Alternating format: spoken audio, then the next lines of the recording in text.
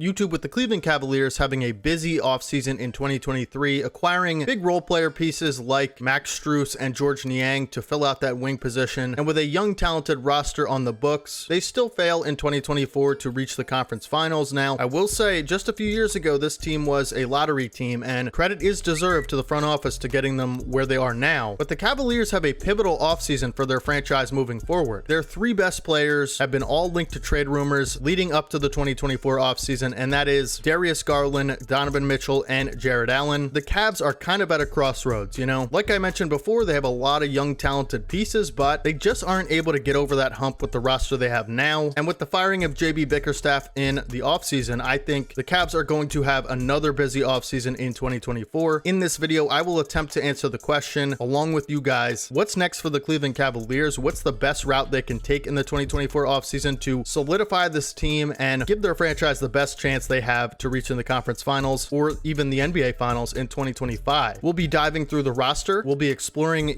trade options, free agency, their draft, and everything to do with the Cavs offseason in this video. Like I said, it's a tricky situation for the Cavs, and they really have to be smart about the way they handle this. I will have my takes on it, but this video more than ever, I really want you guys to give your feedback down in the comment section, because a lot of it is just really hard to decide what this team should do. I mean, we'll get into it later, but you guys always seem to give, better input than me on a lot of things. So definitely let me know what the Cavs should do. And with that, let's attempt to answer this question here, folks. What's next for the Cleveland Cavaliers? Let's talk about it. So like I mentioned before, the Cavs, they're a really good team in the Eastern Conference, not good enough to really beat a team like Boston this season. And if everything stayed the same, they probably wouldn't be able to next season either. So there's been a lot of trade rumors, naturally, right? This is the NBA, folks. And Darius Garland in particular has been linked to many of them, including the San Antonio Spurs. The Spurs looking to pair Victor Wembanyama up with a, premier point guard in this league, and Darius Garland has been the subject of a lot of trade rumors involving San Antonio. Now, the front office has mentioned that they would like to hang on to Darius Garland and keep him around in this franchise, which is a pretty interesting thing to say, from the front office. But like I said, Donovan Mitchell as well is due for a contract extension soon, and seemingly will be getting the max contract as he's one of the league's best players. It's pretty unclear whether he wants to sign a max extension with Cleveland, and I could name 29 other teams that would be willing to give up a lot of assets for Donovan Mitchell, which makes this so interesting. Jarrett Allen as well, in my opinion, an elite tier big man in this league and super underrated, has been linked to trade rumors. And here's basically the interesting crossroads of the Cavaliers. On one hand, if you're Cleveland, you have a lot of young talented players that are ready to win now, even like Darius Garland, like Evan Mobley, like Jarrett Allen. I mean, none of these guys are in their 30s, and they're all so good at what they do, right? You have two elite tier guards on your roster, and you have two elite tier bigs, and that would make you think, okay, we're about a superstar away from, really taking this thing to the next level, right? The problem is the cap situation, the assets you already have just don't lend itself to acquiring a superstar, right? Like I said, the problem is you're very close to competing for a championship right now, and you have a lot of talented players, as I mentioned. Can't stress that enough. But it's clear that, something isn't right with this team in terms of, championship pedigree. So what do? Do you just hope that Evan Mobley gets better again? Do you hope that some of your young pieces can develop even more? I mean, Darius Garland's still in his early 20s. That's what I'm struggling to, work with, because it's like the players that they have on their roster are super hard to come by, and then all of a sudden you're going to just trade one of them or two of them away to try to shake things up because it's not working the best, or you get a new coach in here, see what he can do with this current roster, and then make a decision in 2025. It's a lot of questions that I have. Make sure you guys let me know down in the comments. Let's dive through the roster of the Cleveland Cavaliers. So here's what the team looks like right now, folks. You have Darius Garland, as I mentioned before. He will be set to be under contract all the way until 2028, which is a good sign. I mean, Darius Garland, like I said, one of the premier point guards of this league. Maybe not quite, top 10 or top 5 level, but he is certainly an all-star caliber player, as he has made an all-star in the past. So you also have Donovan Mitchell, who will be under contract next season, earning $35 million, but he does have a player option in 2026, and I would assume he'll decline that and get a lot more money. So that is going to be a hot topic item of discussion, like I said. So Jarrett Allen is one of the best big men in the entire league, no question about it. A true 5-man, great roller, amazing in the pick and roll game, can really finish a lot of stuff at the rim, and one of the better screen setters and passers from that 5-man position, in my personal opinion. Karis LeVert is due to expire in the 2025 offseason, so he'll have one more year with the Cavs. Max Strus, who you paid a lot of money to in last offseason, will be under contract till 2027 on a role player friendly deal. Isaac Okoro has a team option going into the 2025 season, and I think he played pretty well last season. I mean, Isaac Okoro, one of the best perimeter defenders in the league, no question about it. 23 years old still, and really showed signs this season of being able to knock down a catch and shoot 3 3 pretty consistently. So I think you got to extend Isaac Okoro in a role player friendly deal. Like I said, Evan Mobley has a team option for next season and this season, so that'll obviously be picked up. The question is, do the Cavaliers believe he's a max level player? That's what remained to be seen, but I think you got to give him the max. Evan Mobley is basically the future of this team. Still only 22 years old. Maybe you hope he takes a giant leap in 2025, but we kind of hope that this season didn't really happen. So that'll be an interesting thing to keep note of. You signed George Niang in the 2023 offseason to a 3-year deal. He's under contract till 2026. Dean Wade, a stretch big, is also under contract till 2026 on a role player deal. Ty Jerome is also under contract, set to earn $2.5 million next season. Tristan Thompson expires. Sam Merrill, who showed a lot of flashes of being an elite tier shooter in this league, also on a team friendly deal, only set to make $2 million next season. And as I mentioned before, Sam Merrill shot the air out of the ball this season. Amazing shooter, and you gotta think he'll be up for an extension next season. Craig Porter Jr. showed some flashes of being a really, solid NBA caliber backup point guard in the future and is on a rookie deal, and he could be under contract until 2027. So, other than that, I think the rest of the contracts are pretty, minimum, and I don't know that I'd expect any of them to return. So that's kind of the roster you have now. I mean, you have a lot of things going for you. You have plenty of shooting, which was a problem of the Cavs a couple years ago. Bring in guys like George Niang. Sam Merrill kind of breaks out as that shooter. You do have some project pieces as well, like Craig Porter Jr., and you also have a ton of win now talent as well, as I mentioned before. I mean, the role players are pretty good. I'm not sure they're good enough, but we'll see. I mean, Max Strus definitely made a really big impact on this team this season and proved to be a pretty good signing. I know he was inefficient at times offensively, but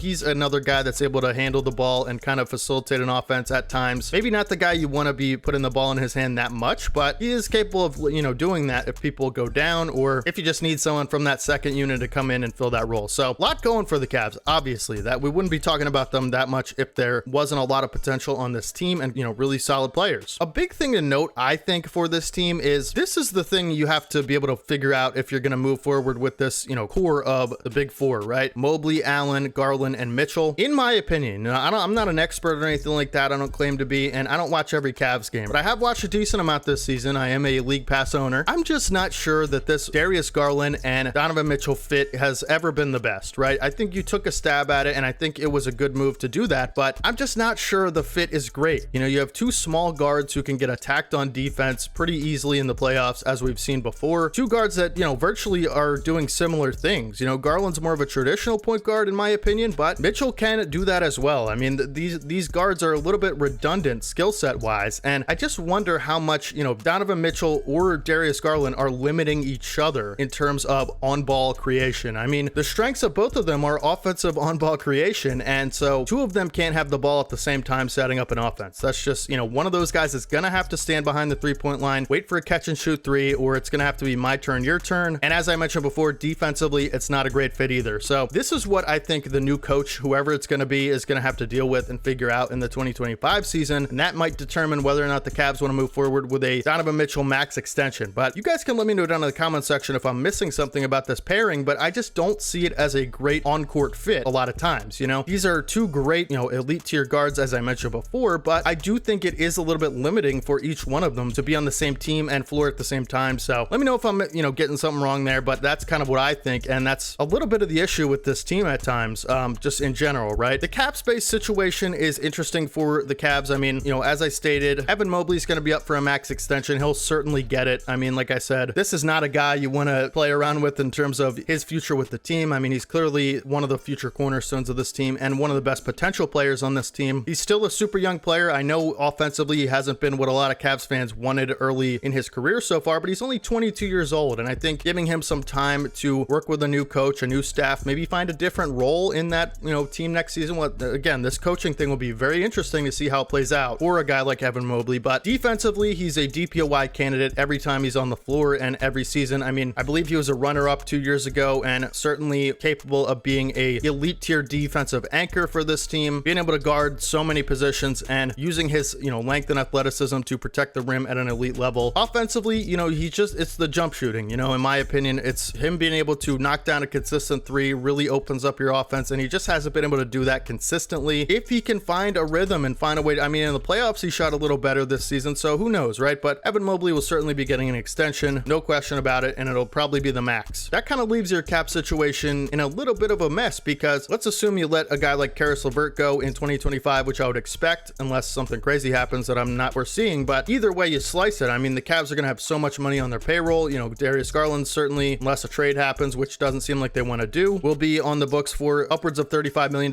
for the next few years. Jared Allen under contract till 2026. You know, you have two big centers that might not be the best fits. Again, you know, a guy like Jared Allen could really use some shooting around him from the front court, and that's not Evan Mobley, right? Again, a little, not so much redundant there because they are two very different bigs, but a guy like, you know, Jared Allen, to maximize his on-court ability, you would need a power forward that would be able to stretch the floor. So I think in the past, the Cavs have done a lot to kind of avoid that situation, you know, putting Evan Mobley and Jared Allen on the floor together, kind of, you know, reducing Allen's minutes. But you got to wonder, is Allen, you know, going to be there for the long haul? I'm not so sure. I think Mobley and Allen might not be the best fit, and that's who you might see go, if anybody, which is unfortunate because I think Allen is the better player at this moment. I think Evan Mobley could eventually be the better player, no question, but Jared Allen does so many great things for a basketball team, and you have to think that if he's going to get traded, it'll be a slew of first-round picks, right? You know, something to note that if the Cavs do decide to, you know, use cap space in the future, which, you know, every team does, a stupid thing I just said, but if the Cavs have a plan of using big cap space, I mean, right now in 2025, they're set to be under the first apron and second apron. I mean, so that is something to note. They could sign a good mid-level exception guy this season if everything stays the same with their contracts right now, and they could add some veteran minimum guys. So that's, you know, definitely something to take note of, right? Their cap situation certainly isn't the worst in the league. Let me put it that way. They don't really have any bad contracts, which is a pretty good thing. I mean, you could argue Karis LeVert, Max Strus, or George Niang are not so favorable, but I don't think they're bad contracts by any means. So, you know, this team will have a lot of flexibility and options to, you know, trade certain players and maybe free up cap space, whatever they want to do. I don't think cap space is going to be the focus of this team. I think it's going to be through trades if something big happens. But I did just want to note that for the video. As far as draft picks, they have this season the 20th overall pick, which is their own pick in 2024. So that's a pretty good draft pick. I mean, you could maybe trade that with another player to get a superstar or something. We'll have to see. But again, these are the types of decisions. Something big's going to probably happen in this offseason or next offseason. You know, my guess would be if they don't see anybody they like on the trade market that's worth, you know, a Darius Garland and a pick, they'll probably just end up running it back with a little bit of extra help. Like I said, through that mid-level exception, through some of those avenues, right, in free agency, and maybe they take someone with their 20th pick. And, you know, with a new coach, try to see how it goes. That can always definitely be a big difference maker. I mean, it could just be a totally new system. So, you know, that's definitely an option I think could be on the table for the Cleveland Cavaliers, but also there could be a massive trade this season. You know, it really depends on how they believe in this core. If they really still do and just think the coach could maximize them a little better, then I think that's going to be what they go with this season. If it doesn't work out, then I would assume next season, you know, something big's going to happen within the next few years, but just a matter of when, right? As far as their core four goes, right? As I mentioned, 20th pick, that's a really solid, you know, first round pick. Don't have a second round pick this year. They do have 2 second round picks next year, 1 second round pick in 2026, 2 second round picks in 2027, 1 second round pick in 2028 and 2029 respectively, and in 2030 they have their own first round pick. For the next 4 seasons, the Cavaliers will be sending their first round pick to Utah from the Donovan Mitchell trade. So, you know, they don't have a lot of future first round picks, which is interesting. That's why I think this 20th pick could be so pivotal in what they decide to do, and that's why their offseason is so important, part of the reason. But that's pretty much it for the inventory on the Cavs. That's everything they have, everything they're, you know, looking at this offseason. I think, you know, the biggest thing for me would be, let's see, you know, let's maybe not make so many big decisions this offseason, kind of see around the deadline with a new coach and a new system in place, how this team, how this core four is able to be maximized. Maybe you get some mid-level exception players and some veteran minimums to come in and improve the team that way, just, you know, slightly on the margins. You hope for an Evan Mobley breakout season. You hope for an Evan Mobley improvement offensively, shooting wise, and you get a new coach to come in. Maybe you really believe in him. He tries to maximize this core four. If he communicates with the front office around the deadline or next offseason that this core four just ain't gonna cut it, they're not a great fit, then I think you see a Donovan Mitchell trade. Then I think you see a Darius Garland trade or a Jared Allen trade. Something big's gonna happen within the next year or so, 365 days or so with the Cavaliers. Just depends on when it'll be. Like I said, I still do have questions about the fit. I still do have questions about, you know, the pairing of Darius Garland and Donovan Mitchell. You know, as I mentioned before, I think they are limiting each other's potential. And Evan Mobley and Jared Allen, unless something changes with Evan Mobley's game, I think, you know, there is a little bit of a question mark there in terms of the fit. It's hard for a coach to maximize a core four when they don't maximize each other ability wise, right? So, you know, I think the coach will be the biggest thing. You know, what he sees throughout the first half of the season or so could determine everything. Maybe they just get ahead of it and make a big trade now, but I wouldn't expect that personally. Let me know down in the comment section what you think the Cavs should do, right? And also also what they will do, right? I'm not a Cavs expert. I'm not a basketball expert. I'm passionate about that. I'm just a fan, right? I'm just a fan who loves sharing things with you guys. So let me know, this video more than ever, if you have takes on this, let me know. If you're a Cavs fan, what do you think they should do? What do you think they're doing wrong or doing right? Let me know all that stuff down in the comments. I just love, talking about this kind of stuff. And we actually do talk about this stuff every single day on the channel. So we upload NBA content every day. If you guys don't want to miss it, make sure you guys subscribe to the channel. The finals are still happening. It could be actually, game 5 is tonight at the time you're recording this. So it could end up, being over tonight, which would mean the offseason will officially begin. So final stuff, offseason stuff, the Summer Olympics are coming up. We're going to be doing draft, trades, free agency, all that good stuff every day on this channel. I don't want you guys to miss it, man. Make sure you guys subscribe if you haven't already. Drop a like, really helps out. But make sure you stick around. We got a lot of fun stuff planned, and I really want to share my passion for the game with you guys, right? Hopefully you guys have a fantastic rest of your day today. Like I said, let me know down in the comment section what you think of this situation, Cavs fan or not. I know a lot of you guys are, smarter than me in the comments every single time. I find amazing feedback down there. So definitely take part in that if you want to, help this community. So it would really mean a lot to me. I'll catch you guys in the next one. This is your boy D Haven. As always, peace.